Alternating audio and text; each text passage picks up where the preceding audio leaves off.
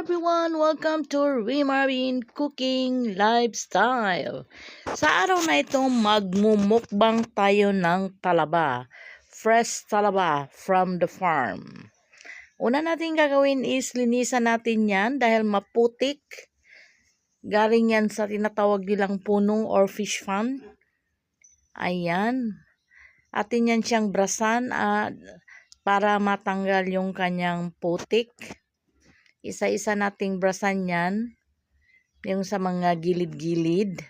Sa hindi pa nakasubscribe sa ating channel, just click the subscribe button and notification bell para always ma-notify sa ating mga newly uploaded recipe.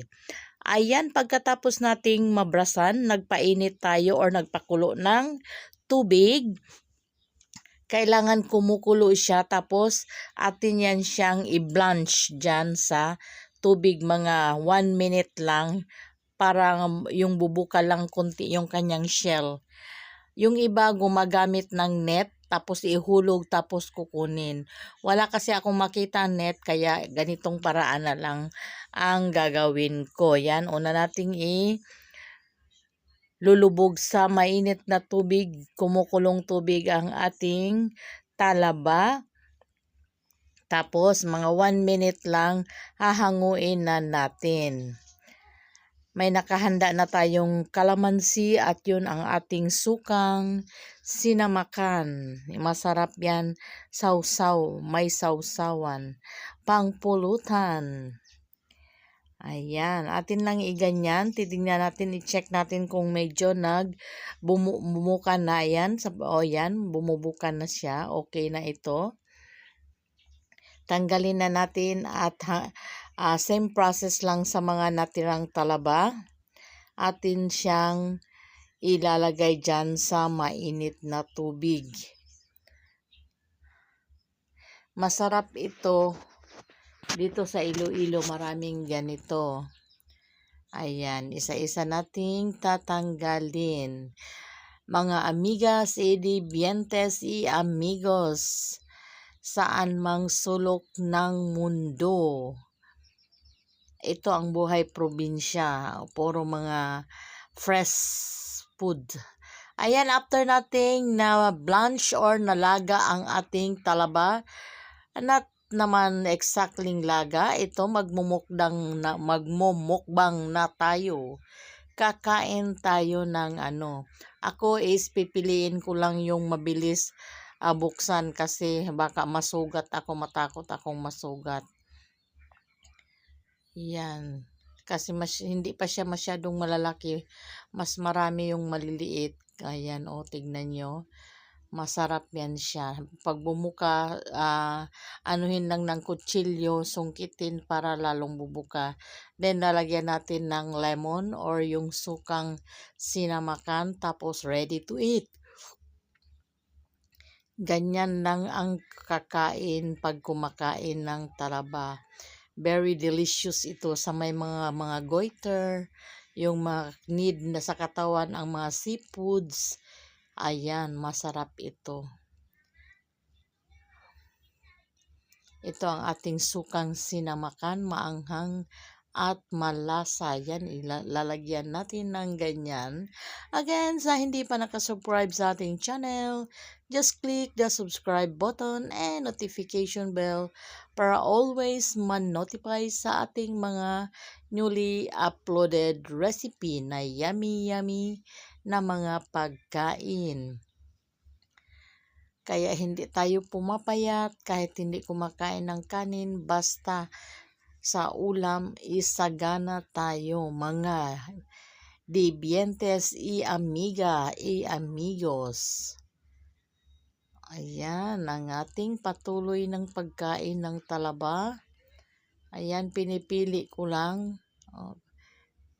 Pero kakainin yan lahat. Walang tapon dyan. Natakot lang kasi akong buksan ng mabilisan kasi baka masugat ako. Nako, delikado pag nasugat. Ayan, diba? Tignan nyo, ang ganda, ang sarap. Talaba or yung kapios na tawag nila dito. Yan, masarap yun ilutuin or papakin. Pero dahan-dahan naman sa huwag magpasobra ng kain ng ganito dahil sa nagkukos din ito ng hypertension pag sobra. Ayan, kaya dahan-dahan. Ako naman is kumakain ako nito pero minsan-minsan lang, hindi naman palagi. Tapos kailangan lagyan mo ng sausawan para balance yung kanyang pagpasok sa katawan. Hindi tayo agad magtaas ang dugo. Ayan. Sa hindi pa nakasubscribe sa ating channel, just click the subscribe button and notification bell para ma-notify lagi sa mga newly uploaded recipe. Ayan ang inyong lingkod, patuloy na kumakain dahil sarap na sarap siya. Minsan lang kasi tayong nakakakain nito dahil mahal ang isang sako nito. I think 1,500. Buti na lang may butihing puso na nagbigay sa atin ng ganyan lang karami. Pero marami na yan pag talagang maano tayo sa paglukit-lukit, pagbukas niyan, talagang makukuha natin yan ang laman lahat sa loob. O, yun, diba? Kahit maliit, may laman yan siya. Walang tapon dyan. Kailangan kainin ito lahat kasi pag kinabukasan pa Spanish na ito, mga ngamoy na. Ayan, namimili ang inyong kusinera dahil sabik na kumain ng talaba. O, diba? Sarap na sarap.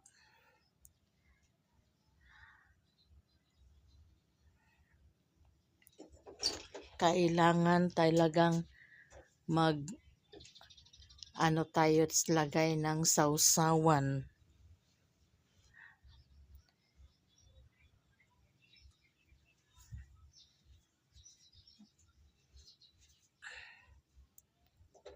Ayan mga dibientes y amigos, takome pa di inyo cocinera, bien sabroso gat este. Hindi ito nakakasawa lalo na pag may suka. Ayan ubos na naman ang suka natin. Sarap na sarap. Yummy, yummy. Ayan, tapos nang kumain ang inyong kusinera pero may natira pa. Tapos nang nagmukbang.